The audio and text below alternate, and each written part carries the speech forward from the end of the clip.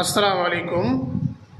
সহিহুল বুখারীর প্রথম হাদিস, রাসূলুল্লাহ সাল্লাল্লাহু আলাইহি ওয়াসাল্লাম বলেন, ইন্নামাল আমালু বিন্নিয়াত, অর্থাৎ প্রতিটি কাজের ফলাফল নির্ভর করে নিয়াতের উপরে, অর্থাৎ মনের উপরে, মানসিকতার উপরে। যদি কোনো মানুষ, এখানে আল্লাহর রাসূল উদাহরণ দিয়ে বুঝিয়ে দিয়েছেন বিষয়টি, যদি কোনো মানুষ দুনিয়া অর্জনের জন্য একই স্থান ত্যাগ করে অন্য স্থান হিজরত করে, দেশ ত্যাগ করে, তাহলে তার সেই দেশ ত্যাগ করাটা দুনিয়া অর্জনের জন্যই হবে, নেকি হবে না, ইসলামে এটা গ্রহণযোগ্যতা পাবে না।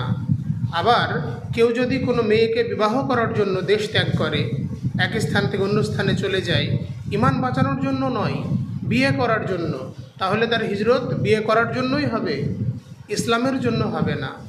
এটা শুধুমাত্র উদাহরণ দুটি, কিন্তু প্রতিটা ক্ষেত্র, প্রতিটা কাজ আপনার নিয়তের ওপর নির্ভর করে।